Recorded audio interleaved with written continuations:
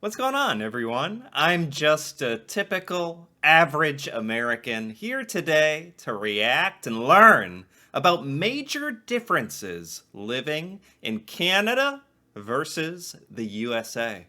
This individual here that we're watching is actually someone who has lived in Canada and the USA, and I think that is absolutely critical to getting that keen insight, like actual interesting insights into the differences. Because, I can look at stuff from Canada and be like, oh, well, in America we do this and that's weird. And Canadians can look at America and be like, oh, that's different and that's weird. But it's people who have actually gotten to live or at least spend long spans of time inside both countries that I bet have just fascinating, very interesting insights. And in this case, I'm quite excited to hear about it. So, with that being said, let's take a look.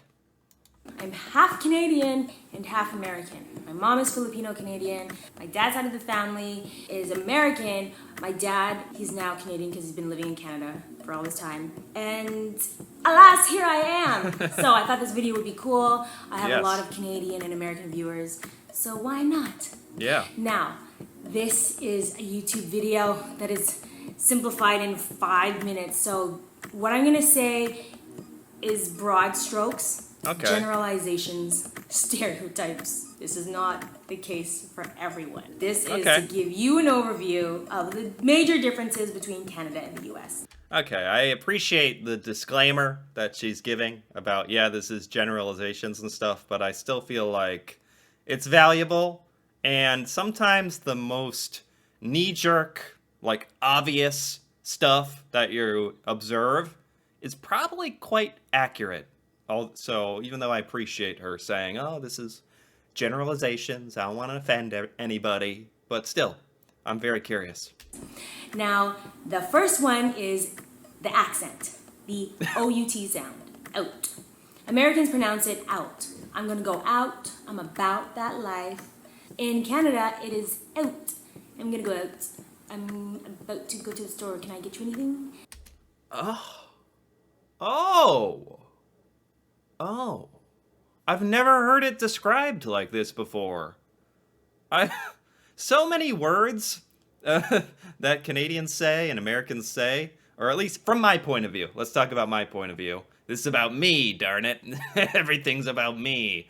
I'm always like, oh, it's so funny, some of the pronunciations that Canadians have of certain words. I've never just stopped and realized exactly what she's saying right here. It has a lot to do with the out sound. Just like that out, oot. It's like oot or out. I might be exaggerating a little, but I think she's dead on. Because definitely one of the most classic American trying to imitate how Canadians talk is like, oh, I'm going oot in a boot.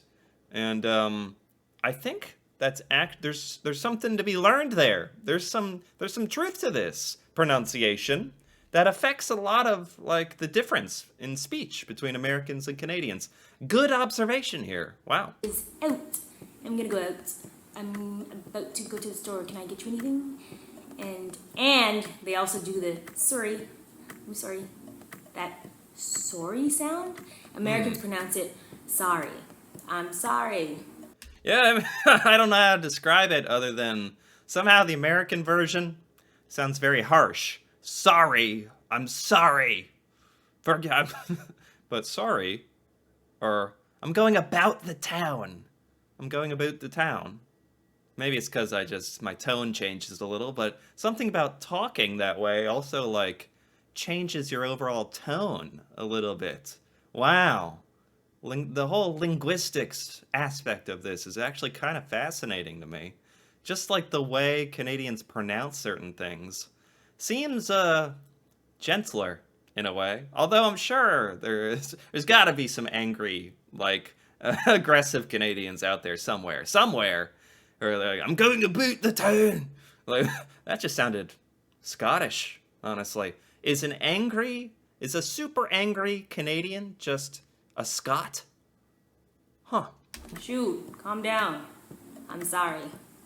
And the Canadians apologize a lot. That's Right. like a dead giveaway you're Canadian. When I moved to New York, everyone knew I was Canadian because I kept apologizing and the out sound. Oh, that's funny that she moved to New York, of all places. If she's saying New York City, that is so funny because if you're like overly apologetic, the one polar opposite place you could move would be New York, New York.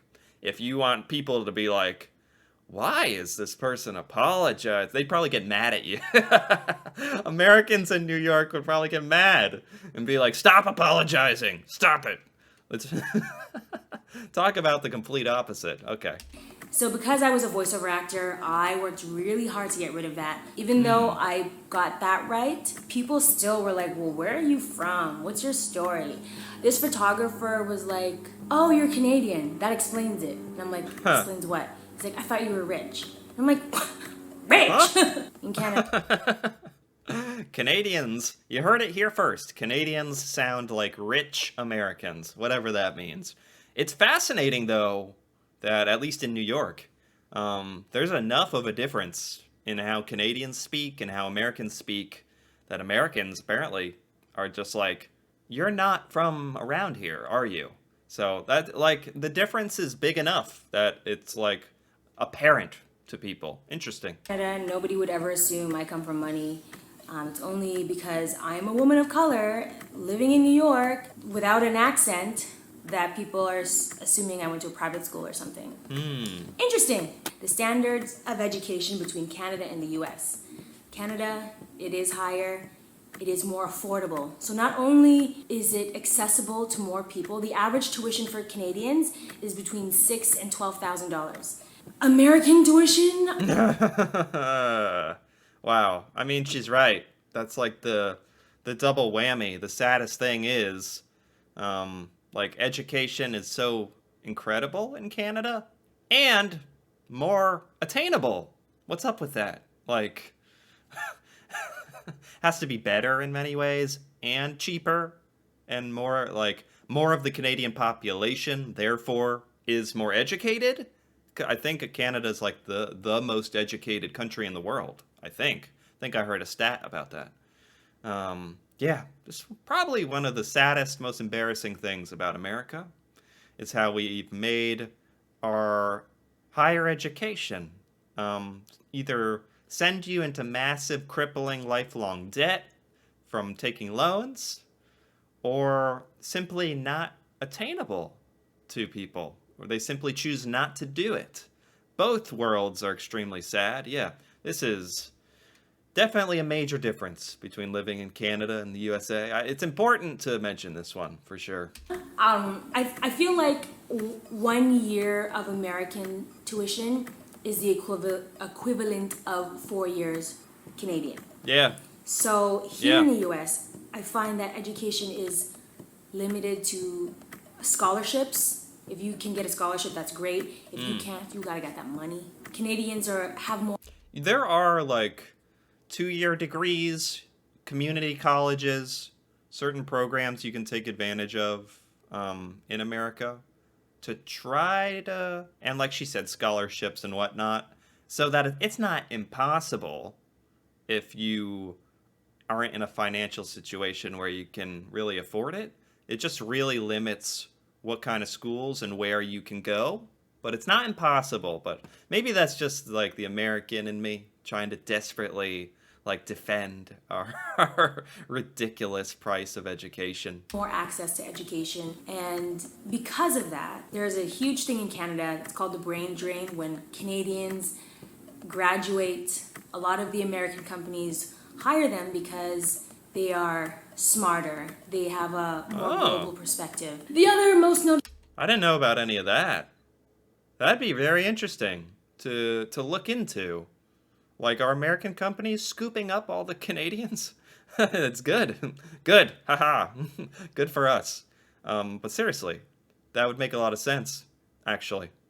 Noticeable thing I've noticed, noticeables, Canadians are more family oriented, more like group, team. When I was in Canada, I really felt like this is awesome, like teamwork, yes, go, we support you, we love you. In Yeah, okay, this is a good one. Wow, these are good. Man,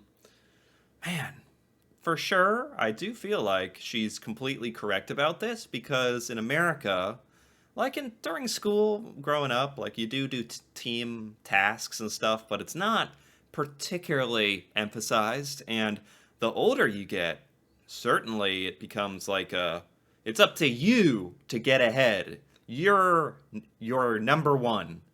Do whatever. Then there's like even you can take it even further where there's lots of people that are like the culture of I'll do whatever it takes for me to get ahead, and I don't need anybody. And yeah, that's definitely like a sad way of looking at things. It's like, I don't know. It's nice to be independent and confident. I think America for sure emphasizes being like independent, confident, go-getter, and hustler. Whereas that, like, a lot of people respect that in America, and it can get you ahead in life. But as she's rightfully saying, it can extend into your family life and friend life and relationships where it's, no, you do want relationships and in your life, and you want to be able to work with people during your life to accomplish things. That's only a good thing to be social and socially intelligent. So, for those reasons, I do really like and respect Canada's sort of lenient, kind of bias towards, well, we should be good at working together or individually, but it's also important as a community that we like are looking out for each other. You know, America's more like look out for your own best interest. Now, that's a generalization, but take it for what you will. in the US, again, my experience, New York, LA, it's very hustle. Hustle, hustle, hustle, get Yeah. it, do it on your own, figure out a way. And I think that has a Yeah. lot to do with the money. This, Americans, especially immigrants, will hustle for that dollar bill. In Yeah. Canada, we have this thing called a loonie and a toonie, which is a $2 coin. Love it. Coins, like I just like hearing the names. That'll never get old. Looney and Tooney. Love it. pocket change, as valuable as it is, does not carry the same mentality as a dollar bill. I like the this kind of off topic, but I like how there's dollar coins and $2 coins. That's very fun to me. Like you could be like a pirate and have your sack of coins, jingle them around. Is that a stupid thing to say? Oh, is that a weird is that a weird fantasy I have to jingle my sack of gold coins around? And you can do that. Like that's what Canadians are all doing, right? Because okay, I'll stop. But yeah, having dollar coins is very different, funny enough, because we just have bills and that's it. And they're very boring looking. When it rains in New York, people run onto the streets to sell umbrellas. When it's hot in New York, people are selling water bottles. And you hand this over. The whole mentality with $1 bills versus a $1 coin is different. Huh, interesting. Also, again, she's living in New York, and the hustle culture, the culture of New York, is not going to be representative of the American culture as a whole. It's like an extreme version of America, for sure. So, just a disclaimer. And it translates in so many ways. Other noticeable differences between Canada and the US: healthcare. Healthcare in Canada is publicly owned by the government, the people. Yeah. Here in the US, it is privately owned, meaning there is a non-for-profit, profit, and government owned.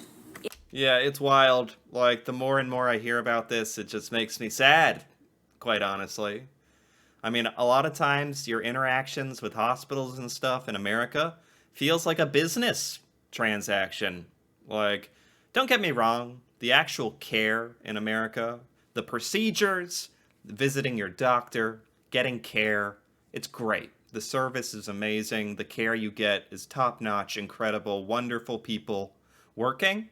But it's very much the business, the amount things can cost if you don't have the correct insurance, or if you're not in a financial situation to have insurance, or if you don't have the correct insurance, or if you need certain procedures that are very complicated or life-threatening, or a transplant or cancer treatments and certain drugs. It's very random. It's a horrible feeling to feel like, oh, I better not get injured a certain way. I better not come down with a certain illness because I don't quite know what that's going to cost me. That's a horrible feeling, obviously. And you'd think, like, as proud as Americans are of America and how great we think we are, you'd think something as glaringly obvious that is bad wouldn't exist, but yet it does. So, as long as you're in a decent financial situation, you have a decent job and income, and you are paying for a health insurance plan, or your work gives you a plan usually, and you're going to be fine. Like 99% of the time you're going to be fine. Like, seriously, I don't know if a lot of people outside of America really know that. For the most part, you're going to be fine, but when you're not fine, it's bad. And I think that's the actual scary part. So, yeah. I don't know. It's kind of wild. If you're sick in Canada and you're Canadian, it's costing the government. So it's in their best interest to keep you healthy and alive. In the US, there was actually a profit to be made on the sick. That's a good point. Oh my gosh, yeah. It's kind of like sickening to even think about. Like, more and more. Yeah. People are making money in America from you needing help, being sick, needing care. They have an incentive, like she's saying, for you to need care. Not that they're, like, placing banana peels on the ground when you're leaving so you trip and break your leg or anything. But, yeah, it's just not a good situation. Which is a conflict of interest and of major concern. So, that is a noticeable difference. The average Canadian is healthier than the Americans. Oh, yeah. The food regulations are so strict in Canada versus the US. Food regulations. Ha! I would love to see the American food regulations. They must be non-existent. I mean, you can get a 12-pack of Ho-Hos, the snack cakes, for like 99 cents. What the heck are they making those things out of? Certainly nothing that they care too much about regulating. Okay. All right, going off a little bit on tangents. It's okay. We weren't allowed to have Red Bull for the longest time. That was illegal in Canada. What? Red Bull was illegal in Canada? Really? That's a fun fact, man. It's mandatory in America to drink 3 Red Bulls a day. Mandatory. No, I'm kidding. I'm just kidding. Or am I? No, I am. Or am I? No, I am. We weren't allowed to have Red Bull for the longest time. That was illegal in Canada. Trans fats and saturated fats were cut out a long time ago. I confused the two, but one of those. Drinking age limits in Canada, 18, 19, depending on which province you're in. The US is 21. Yeah. What else? There is... Yeah. Drinking age limits. That's a strange one. Most Americans think 21 years old drinking limit in America is silly. Most Americans don't like it. It's just never really important enough to be changed. It's like not the most important thing to be like, not important hot topic to like rally behind during elections and stuff. So it's never going to be changed. I feel like, no, it's been like that for so long. It's not, and I feel very about this. And most young people, if they want alcohol, honestly, because the age of drinking is so high, most people end up drinking well before they're 21. But you didn't hear that here. You did not. So much more. I would love to hear all of those in the comment section. If you've lived in more countries than one, please comment and let me know which countries you've lived in. I think it's awesome to travel and explore the world outside of your own. Yeah. I will ask some friends that are Canadian about the whole visa situation because I get a lot of those questions and I can't explain that to you. Okay. But I do have friends that have visas, so I'll see if I can snag them up. Remember to do you, be you, and stay true, boo. Be shameless. Okay, I like that. That was great. And she had some like wonderful observations. I really did enjoy this. This was by Shameless Maya. And I gotta give that a like. That was very good. Very good. Some were like super general here that like, but really needed to be said, and I haven't really thought about, honestly. The healthcare one for sure. Other stuff. And also some good like specific observations about just relationships and the focus on money, like little weird things like that, certainly defines a culture. And I tend to enjoy a bit more of how Canadians view that kind of stuff. It's just a lot more wholesome and a lot more healthy, to be honest. So, very interesting. I like this. I like this a lot. If you enjoyed this as well, feel free to give this video a like or leave a comment. And if you're interested in more videos like this, me reacting to Canada, Canadian culture, stuff about Canada I've never seen before or learned before, feel free to subscribe for more. And until then, thanks for watching and see you next time.